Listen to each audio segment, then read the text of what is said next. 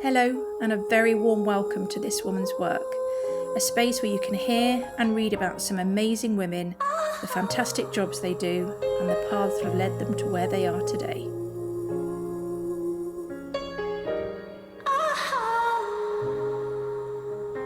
So, I am here today with Helen. Hi, Helen. Hello. Could you tell the lovely listener what it is you do for a living? I can. So I am an art consultant and I run an art gallery as well.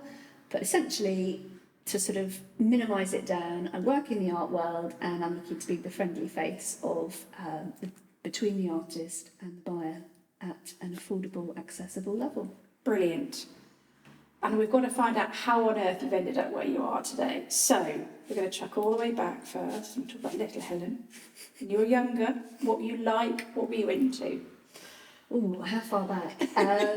However far you want to go. So I was little. I've always been quite small, but I was a very little Helen. So I kind of really enjoyed junior school. I was a gymnast, so I was actually training. I got spotted at a party by an owner of a gym, and I sort of got invited to join this elite squad that were, in theory, training for a future Olympics. Obviously, I didn't know that when I was just bouncing around age 7, 8, whatever. Doing like, what do you call it, the thingy backflip type Flips things. and anything. I mean, I was... You just at a kid's party, like flip it, yeah. Wow. I think I was small and bendy, so they sort of went, we can probably work with that. I would say I don't love the traditional schooling system. So it was found out really late on that I had dyslexia, and in the school I was in, that just wasn't a thing. It just didn't exist back in, I think it was 1995. Yeah. And it was quite hard in a school like that to be somebody that kind of had this quirky, interesting brain. We know so much more about it now. I know, don't we? it's such a superpower now, isn't it? I totally agree with that. I completely But back identify then, it with was that. the total opposite. You were naughty, or you were just distracted, or... I just could not, for the life of me, do maths. I think it's called dyscalculia now, but that just didn't exist back in 1995 or whatever. And it's so interesting looking back where I've got to now and back to me then. Just wishing to enjoy and learn and be curious and interested, but basically just have a bit of fun. I wasn't especially naughty, but again, compared to my sister and, my mum being a teacher, I probably was the more, slightly wayward. I'd say fruity. Slightly fruity one. Great word. But yeah, what was lovely was when I went to secondary school, I was able to be in the gym squad there. And although it was much lower level, it kind of gave me a thing, which was so nice. And you were probably like top of cream of the crop there then, weren't you? We had a good little squad. We were a good little team. But yeah, I was good there. So I got awards and I was able, so although I wasn't thriving necessarily in lots of academically as such, I always had my little badges and my awards. And we were county gymnasts, and I think I only gave it up when I started getting interested in boys. So the minute I was thinking, do I want to be doing this or do I want to be out trying to get a boyfriend? It was like, easy decision. So what are we talking, 14, 15? I think probably. Yeah, because there's also that thing as a girl, you had no social life, had you? Because gymnastics just takes over everything. And it couldn't, because the schooling was really quite sort of, it was pretty hardcore. I went to quite a sort of pushy school, and I think I just wanted to be a normal kid. I really think that's what happened. And you got to make time to date boys. I really had to make time to pursue my main hobby, which was boys. And that happened. And also, it was being self-conscious as a girl when you're starting to feel a bit funny about wearing a leotard and wearing a bra and things under your leotard. You start thinking, hang on. Okay, so at college, what did you do at college? So a big turning point for me was in my sixth form, I was allowed to do something called History of Art, which again at the time was new to where I was, and it was a game changer because I realised now, or maybe it started to come together then, that I've always thought in pictures, and so studying History of Art was this big light bulb moment where I was like, okay, so I can now understand the context and the history of this whole period of time in pictures. I know that sounds weird. Oh my God, no, that sounds but really prolific. and I could tie together. I loved history. I was really good at history and Yes. English, and I could tie together what was happening in the world and which monarchs were on the throne in which countries. Yes. I was studying sort of Italian Renaissance art, and I found a passion, and it just went on. Wow. I'd always gone to shows and exhibitions and museums when, growing up. So that love of history was there. History was there, but it was like the art piece coming with it. So I did English history and history of art, which was just brilliant Oh because my I was gosh. interested and I wasn't Yeah. doing anything that I was really bad at, so No. I felt free. And what that then meant was it helped me choose what I was going to do. I went on to university.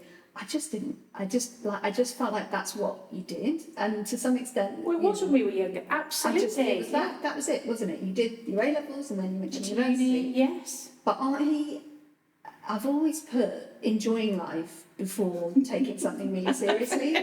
So I literally chose my university by the open day that we had the most fun. We all went up on the train with me and a load of the boys that I was hanging out with, and we played funny games all the way up there on the train. We had a ball. I don't remember visiting the faculty. I don't remember visiting the university. At the time of our lives. Oh my gosh. So I went to Manchester University based on having had the best time ever. Brilliant. Um, And where were you travelling from then? So I was born in London, but I Yeah. grew up in Surrey. Yes. So I went up and lived in Manchester and I studied English with history of art, and Wow. I should have done just history of art because I loved it. But back then again, I thought there was a bit of a prejudice against doing that as a degree. I thought it was seen as, I don't know, what do you want to say? How should we say it diplomatically? That history of art was seen as like a push kid. I was going to say slightly elitist, but that sounds sort awful. of elitist Yeah. push kid, non-proper And you didn't want degree, that. and I Didn't want that tag. I didn't want that, so I did English with history of art, and do you know what? I could have happily traded all of the English, which we were sitting in these dry, stuffy rooms doing. Oh my God, an English degree, yeah. Old, boring text. Kudos to the people who do it because it's really hard work. Yeah.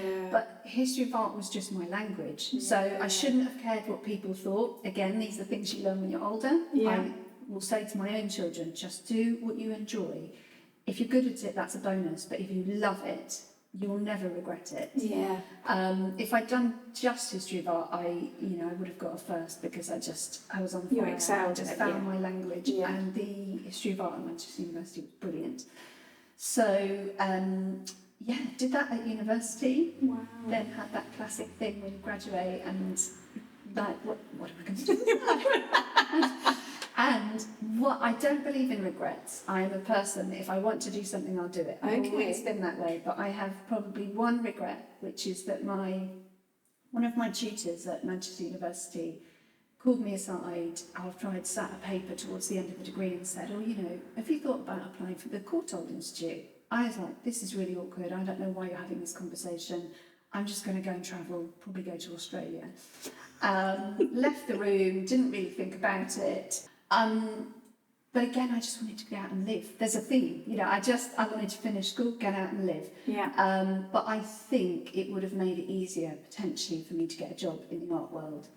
And that's what I now think, or maybe I should have just done that right from the beginning. But I went on and had an amazing, fun, brilliant career for 17 years in something that was not the art world, and look where I've come to now. Well, exactly. So. Okay.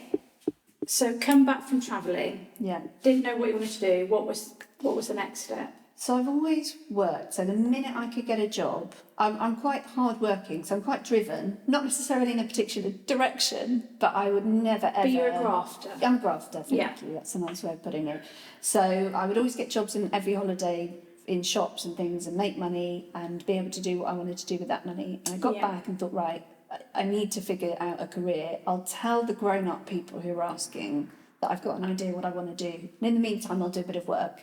So I just got some temping work. I worked for a lovely charity called Rainbow Trust Children's Charity doing events, and I loved it. That was it's important to me to do something with heart in it, and that was all heart. But whilst I was sitting on the Greyhound bus, I did that soul-searching thing. Thought, what am I? I'm just going to have to make up something I'm good at. And I just sat there and thought, right, I really like people. I like communicating. I'm quite good at writing. I'm going to say I've heard this career something to do with marketing, PR, events. Didn't know what it meant. I just thought it would get the grown-ups off my back. And it was such also back then, it was like the thing to do, wasn't it? It was like this cool thing to do. Just Now, making it up. oh, wait. It was a really cool thing to do. I remember that. Yeah. Okay. Oh, well, my dad was a journalist, and part of me toyed with the idea of sort of saying that I wanted to be a journalist. I started looking into it, and the salaries were sort of like It was pathetic. £7,000. People think media pays really well. It does not. Oh, and you have to do that, yeah. So I wanted to get out of my motivation was how can I earn enough money to get out from my parents' house, Yeah. and doing something that I wouldn't hate, and that is literally all That was your criteria. That was my criteria. It's always up and out, next thing. Yeah. But I got my first job working in marketing, and I went on to have a absolutely brilliant, great fun career in marketing for 17 years. Wow. Client side or I was agency? always client Always, side. So okay. my motivating factor in that whole career path was I always had to really enjoy The brand. be fascinated by the brand, Yeah. respect it, be intrigued by it. Yeah. And it took me through so many different places, different industries. So I started in the music industry, working kind of with this really lovely place that kind of grew young musicians and then tried to help them find industry experience with record labels and so on. And then I managed to get a job at Cancer Research UK, which I was absolutely bowled over by, because I tell you, they are probably the most impressive employer I've ever had in terms of looking after their staff, opportunities, particularly They're for such women. an established charity. Oh my like gosh. they're kind of cream of the crop spec, aren't they? So they have to be in many ways. Yes, but they just, the whole atmosphere there was tuned to what would you like to do? Okay, if you can get to that stage, we'll support you to do that. So you could even this was Which in back then was it really 2005. Most employers just wanted their dollar money from you, didn't they? They wanted their pound of flesh. So And they were very inclusive, so they'd share with everybody all the amazing work they were doing. You'd get access days where you could see the labs and the scientists and hear what research was happening. I mean, phenomenal employers. yeah. I had a fantastic time there. I worked in the retail team, working on their shops initially, and then I thought, because I'm always quite ambitious, I thought I needed to do something a bit more, I don't know how to phrase it, but I knew I wanted to go on and up. And I got a job working in the direct marketing team. They are phenomenal, but I was a bit like a fish out of water. Oh yeah. Because you've come from the fluffy stuff. I was in the creative kind of big fluffy ideas, side, weren't and then you? this was all Very maths, results, science, data. Yeah. They are absolute superstars, the people that work in direct marketing, but it was not my natural home, and that did become apparent. Yeah. I got to work on TV commercials and early digital advertising, and work with amazing agencies, big famous agencies, and I loved that aspect, but it didn't suit me, and that was a bit of a shock. I forgot to mention, in my first year in my career, I decided, well, if I'm going to say that I work in marketing, I have to be able to back this up. And I pitched to my company and did a Chartered Institute of Marketing diploma in my evenings. Yes. They'd never heard of it before, and I sort of put this whole presentation together. I think looking back now, I've always been quite a sort of driven person. Yeah, and this is what I want to get. How do I get it? Yeah. Yeah. I just thought, right. So I had my Chartered Institute of Marketing diploma. And that is not an easy thing to pass. No, and do you know what? I'd just broken up with a boyfriend, and I had very empty evenings, and I thought, I've got to make something of myself. What can I focus on? Oh my God, you're like ahead of the curve. The rest of us were just drinking. You're like, I'm going to use this time to better myself. And Well, I don't like pity, and I don't like staying still, do you? And thinking, what else could I be doing? What do I need to do to get to that? Yes, I think this is all looking back with hindsight. But I had my direct marketing experience, so I could apply to much wider jobs. Yeah. Because I didn't want to get pigeonholed in my marketing career. Yeah. So I managed to get a job at TK Maxx, and I ended up being their national brand manager, managing the TK Maxx brand for UK and Ireland. And I had so much fun. I had an incredible boss there, Mike Fenton. She is a superb inspiration in terms of female bosses. And by then I'd met my now husband, and was thinking about potentially starting a family. So I made a really fun sideways move, if you like. So I went into magazine publishing, worked for Future Publishing, and I was the brand manager across some really, really lovely music and film magazine titles and websites. And it was sort of quite early days of apps. So I helped on things like launching the Total Film app, as part of that. I was also at TK Maxx when they were launching their first website. So I was a part of the wider team that helped launch that. So it was quite an exciting time. Yeah, you've done some good moves. Yeah, well, interesting. I mean, I'm sure somebody would look at the CV and go, wait, what? But to me, they all made sense. The skill set was building and growing, and I was motivated by what was interesting to me. Yeah. And brought good... And I needed a new challenge, Potentially, yes. And then after I had my first child, I took my first part-time role, which was... so you were at Future when you had... my first child, yeah. And that was a lovely, lovely place to be, to go on maternity leave, but they offered voluntary redundancy because there were big changes happening in publishing at the time. It was that slightly interesting time. Yeah. They're doing really well now, but at the time I think they were doing this big consolidation process. Yeah. And so I... with my 6-month-old baby, thought, this is a brilliant idea. I will take voluntary redundancy. And it was only after my second that it was just trying to go back. I was managing just about, but it was full on. But I came into a job there that I think helped spin everything back around to where I now would say I was always meant to be. So I got a lovely part-time job working at Hiscox Insurance. I had a really, really lovely job. So I worked under Robert Hiscox of Hiscox, looking after his art sponsorship. So he's a massive patron of the arts, a true collector and patron of the arts. And I was lucky enough to work as their sponsorship manager, and that brought me into contact with places like the Whitechapel Gallery, the Serpentine Gallery. So had you applied for that job, I guess, pulling in your degree then, pulling in your background, really? Absolutely. To kind of say, look, this is obviously, okay. Absolutely, because I had all the marketing, but I also had the art side as well. Yeah. That long process led me to thinking, I've always loved art. I've always slightly regretted not doing the Courtauld course. And I always felt a bit envious of people that had jobs in the art world, which tells you something, I think. If you're feeling a bit green about something, there's a message, isn't there, in that? Yeah, very much so. And I thought, nobody is ever going to tap me on the shoulder and tell me, now's your time, it's your chance to go off and pursue this. My husband's lovely, he's very supportive, but we've always contributed together. Not necessarily jointly, but I've always contributed. So he was also never going to turn around and say, now's your time. Go for it. Yeah. I did how I always do. I sort of came up with a plan. I retrained, so I invested some money that I'd saved from my marketing consultancy, and I went and did a course at Sotheby's about the business side of the art world. Wow. And then I got How was that? I did a short course. I couldn't take the time out from the kids to do a long one. I would have loved to. If I had the luxury of being able to do a year-long one, I would. But the children were still both in primary school. But that's good though, so you're refreshing your skills and also seeing how you can apply it to kind of like with everything else that you've done as well. Yeah, and I had this feeling, this perception, as I think a lot of people do, that you can't just turn up and say, I now work in the art world. I think it was ingrained in me from growing up that you need a certificate or a qualification. Yeah, but you've done this with marketing, you've done your CIM, so... You're absolutely right. Being qualified is quite key for you then. Having the creds. Yeah. Must be. I hadn't realised that. And then I thought, well, I also need to get work experience. So I actually went back to...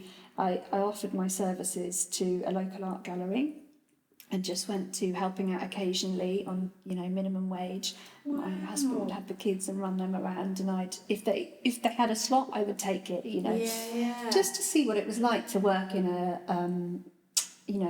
small commercial high street art gallery.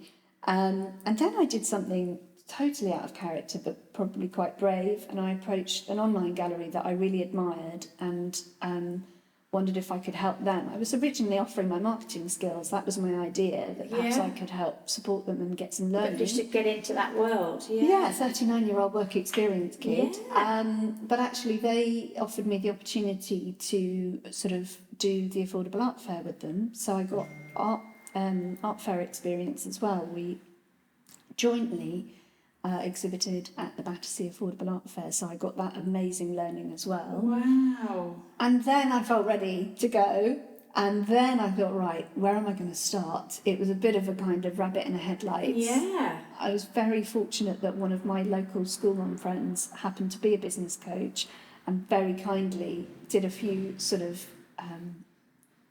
evening chatting sessions with me. Yeah. To And talk basically you say, through what's it. holding you Yeah. back? What's Yeah. stopping you from just doing it? She is absolutely brilliant. I would highly recommend her.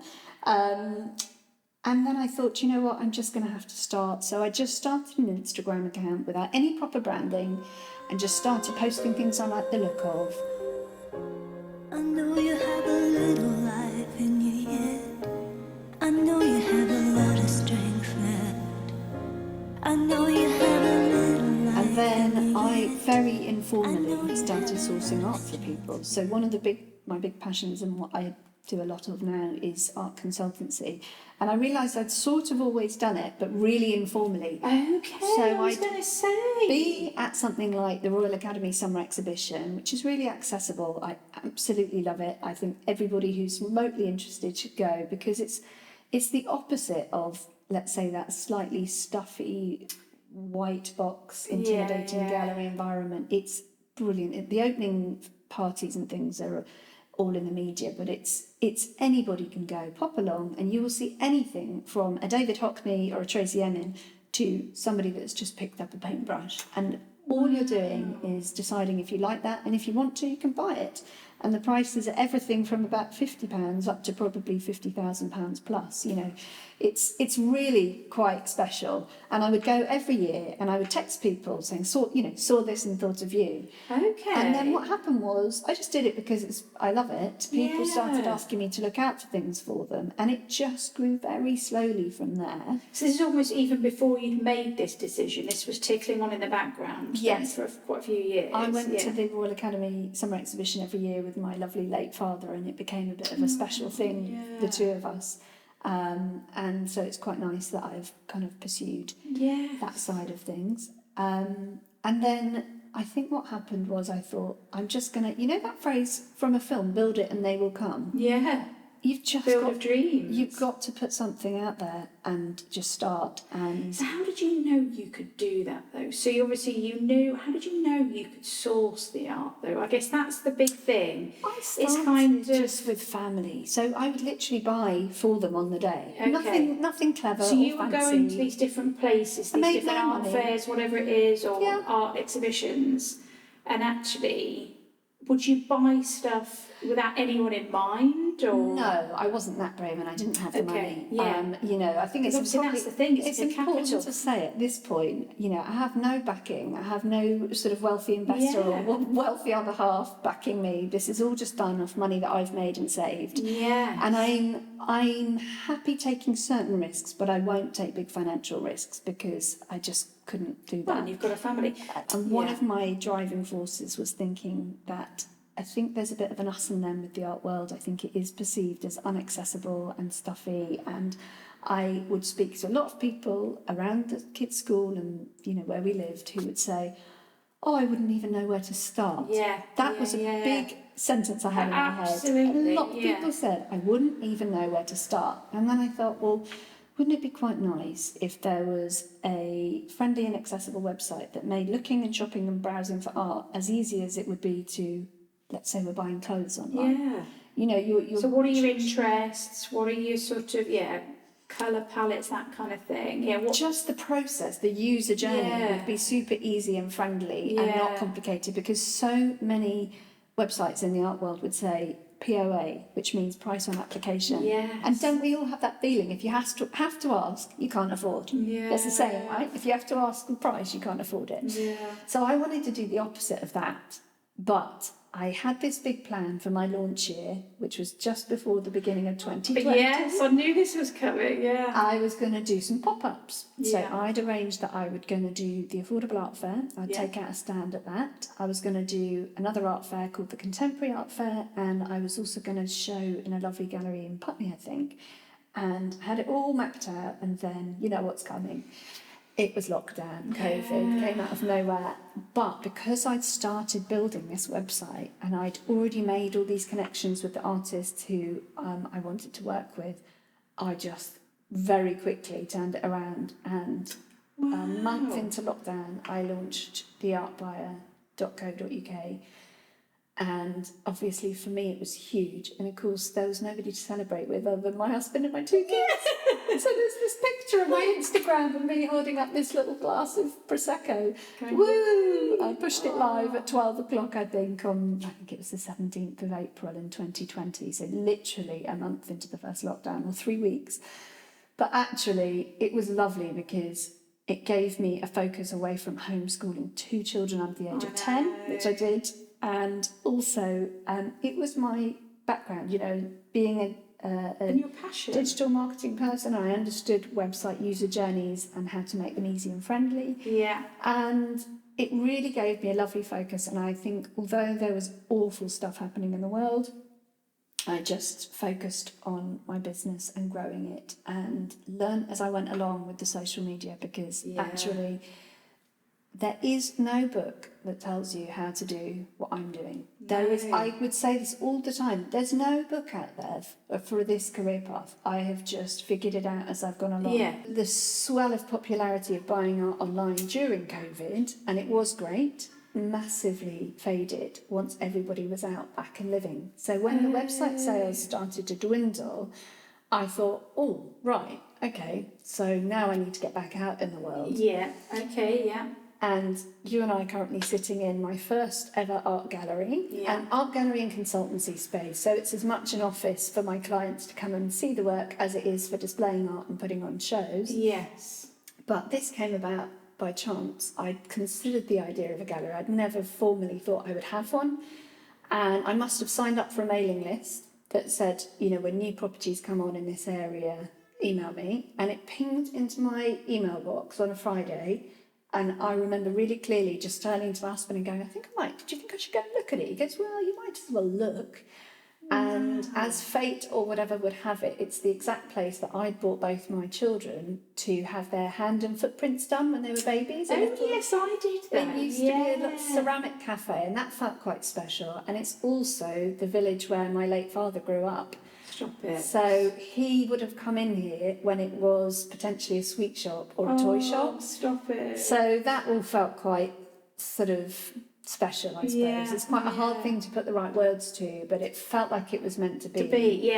Yeah. And again, with no backing or know-how or knowledge, I used the money that I'd saved up during COVID from selling artworks online, and I just dived in. And I remember my friend coming round to witness my signature on the lease, and she went, "Are you mad?" But it just felt right. So what year are we now then? Is this 2021, 22? Where are we? I've been here 3 years now. So 21? I signed it in 2021 So in it's the still summer. sort of a bit COVID-y then, isn't it? It's still kind was. of COVID. Yes, it was.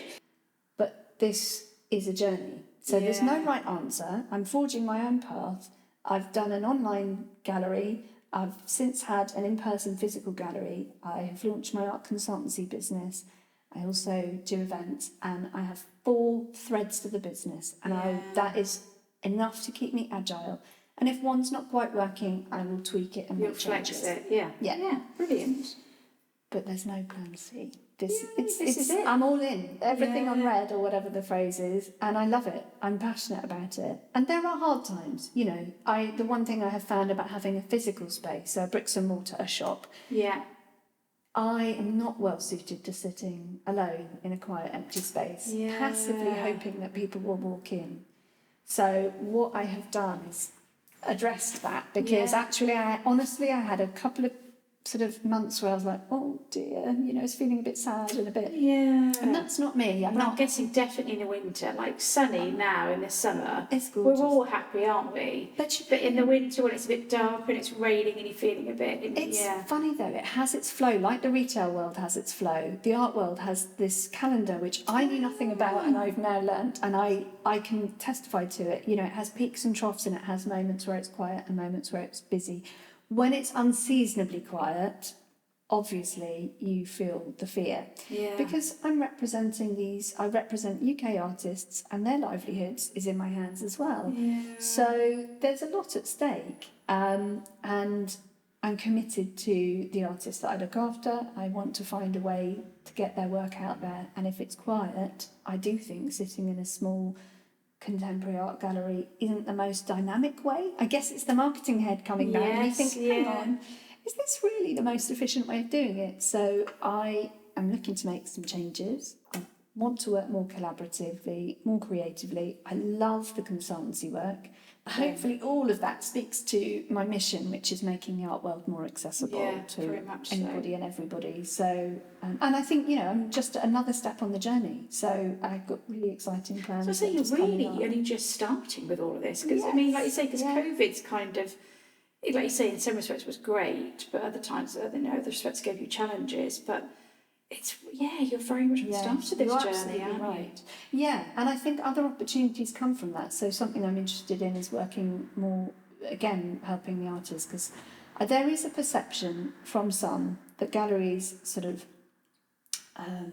take money from artists, if you like. But I've seen some commentary about how, they take so much money away from artists, but actually we are all on the same side. The risk of having a gallery is huge because we have to pay the rent, the overheads, all the bills, it might be business rates, and if you're VAT registered, you're paying VAT on all your sales. Actually, for it to be a profitable business, it really takes everybody's an got to make lot. some, Hopefully, within the next 2 months, things are going to look a bit different, and I'm going to use that as a chance to make changes, to take what I've learnt, and hopefully implement them, which will be the next part of the journey in terms of how I work in this space alongside artists and with clients and interior designers, but again with a slightly different face to it.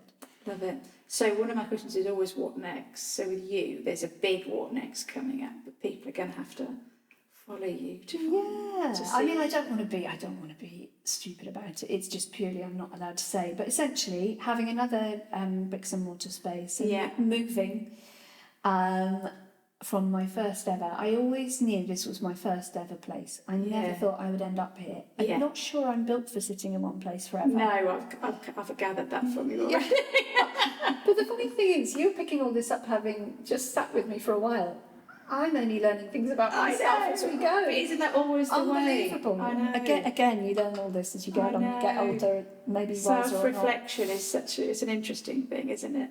But I think moving to an area where there's heavier footfall is important because actually to get that exposure for everybody. Yeah, and the new space allows for a few more creative ways. So this lovely interior design workshop I did, and I did a painting workshop, and just inviting people in. I love hearing people's stories. I love working alongside the artists, and I think it helps break down those barriers, which is what I'm trying to do. So if I can create a space where people feel happy to come in and browse and chat, then I'm helping everybody. Because so it's going to be a more collaborative space in terms of the wider goal, really. Yes. Yeah. Absolutely. Yeah. So I'm going to ask you my 3 final questions, if that's all right. Please do. So, because I cut you off earlier when you were probably going to say this. So, first question I always ask is there any advice you would give your younger self? So, it could be any version of your younger self that you think might have needed some advice. I mean, you've almost been really self-reflective as we've gone through this. Yeah. I think, and this might sort of spread it open a bit wider, I think it's okay to be different. I spent a lot of time thinking, I don't think I'm getting this, or I don't think I'm doing what they want me to do, or I'm not doing this quite right. Actually, that is going to be a massive gift. To think differently is a massive gift. Yeah. That's the main thing I would say. I'm not sure if it's advice, but to embrace the way you work, to embrace who you are and the way your brain works. Okay, then the second question is, what life advice do you think your older self would give you now? So 70-year-old Helen, what do you think she would say to you right now?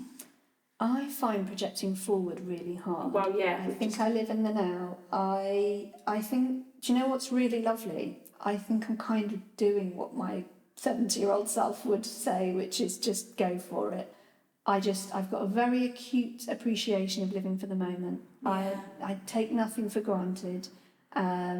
I lost my father when he was well under 70, so I think actually how bloody amazing would it be to be there at 70, to be able to look back and tell myself now something. I think in a way it's a bit of a gift having that insight as well. So, yeah. Oh, so your 70-year-old self will be really grateful then? Very. I'm grateful for every single day. Yeah. I genuinely am. I don't write a gratitude journal, but I think I live in a very... I embrace every Thankful, day. yeah. I take every opportunity. I know what I've got. Yeah. And I'm very grateful to, our amazing healthcare system, and I take nothing for granted. Yeah. And I think in a way that is quite a privileged position. And I know that sounds a bit messed up, but goodness me, there's nothing like having fairly major stuff come across your doorway to make you reprioritise everything and understand what matters. And it's like the cliched phrase of living for the now, Yeah. So right now I have a good work-life balance. I live quite And a near good where I work. passion balance. You're following a real passion. Doing what I love, and it's certainly not putting money first, but inputting what But was it's putting your first. soul first, though, isn't it? Yeah. It's putting your, Yeah. And that is such a lovely thing to do. No Okay, regrets. then, well, that might then be an answer to my final question. The final question is always just life advice to throw out there. So like either mantras or sayings that you live by that you think you'd love to impart on other people. I have one which I write in every new notebook when I open a new notebook, which is like a almost religious experience for me. I love opening a new notebook because it's like the beginning of new possibilities. I have a saying which I learnt from, I can't remember who, but it's comparison is the thief of joy. It's a great one. Oh my goodness, it's blighted me my whole life. In school you think, oh, I'm not very clever because I didn't get very good marking, they did better. And then you get into the work world and you think, well, they're getting promoted faster than me and they've got a better salary, they've got a better house, a better car. But it's the worst, it's sort of like the gremlin of small business, because I'm doing this with no rule book, no backing, I'm just doing it. And the best thing you can do, the greatest gift, is to be able to forgive yourself. Because other people can say, don't worry, it's not that big of a deal. Yes, that does nothing for me. I know, that it doesn't doesn't even for go me. in my ear. But if I say to myself, oh God, I can't believe I've done that, or if I've had not a great month, or figures are down, I think, oh, you're terrible and you're rubbish and you're useless, and we all have that. Yeah. To be able to just go, you're just trying. You're just giving it a go. You're just a human. Yeah. You're only human. So that's it. Those are my, and if you want to do something, work hard, be brave, make it happen, but know what the risks are. Yeah. I would never, ever take on something that was uncomfortable in terms of risk. But I absolutely would just dive in and try something if it wasn't, risking the house. Brilliant. On that note, I'm going to say thank you very much. Thank you. It's been so lovely. Thank you so much.